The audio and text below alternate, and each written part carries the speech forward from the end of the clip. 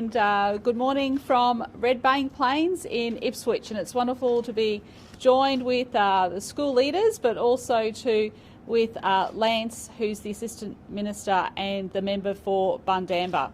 And the reason we're in Ipswich is because I want to see the vaccination rates increase more in this region, and I'll come to that in a moment. But in some good news today, we've got 2 community cases and they are linked, which is good news, both in home quarantine, so not at risk. And then we've got 2 new cases from overseas, and once again, they're in hotel quarantine. But we are still concerned about the Gold Coast, and the Deputy Chief Health Officer will talk a little bit more about that in a moment. But the 2 cases we have on the Gold Coast, they are clustering together. So we do need to find out that link, and we do need to make sure that people are getting tested and getting vaccinated. So we need to see those good testing numbers, and we did have 9,474 tests in Queensland over the last 24 hours. So those numbers have come up from yesterday, which is great news.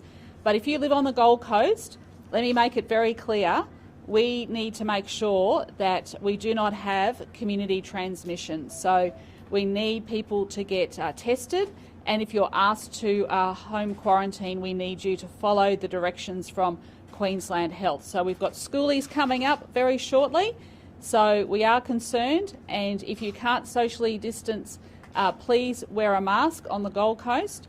But the next, like I said, the next 24, 48 hours is going to be very critical. But good news today, we don't have any new cases on the Gold Coast, but we need to make sure that we monitor that very closely. Okay, and in fantastic news, 17,509 vaccines were administered by Queensland Health yesterday, and that is the best in about 2 weeks. So that is excellent news, and we're seeing our numbers increase. And this weekend is a great opportunity for you to come and get vaccinated. So that means we are now at 80.55% at least 1 dose, and 68.84% are fully vaccinated. And we should be getting that 70% double dose milestone either on Sunday or Monday. And can I just say to Queenslanders, I will let you know when we reach that milestone, because police have to do a lot of operational things when we reach that milestone. So that information will come from me after we have our morning phone hookups. So that's very good news.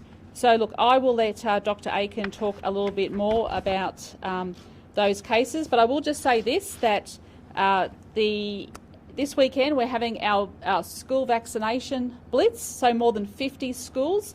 So please go onto the website and have a look.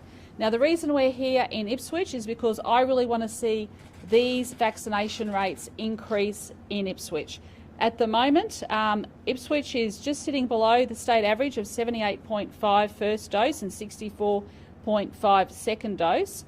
But here, for example, around Redbank, it's 66.3% first dose and 50.6 second dose. So it is really important that people come out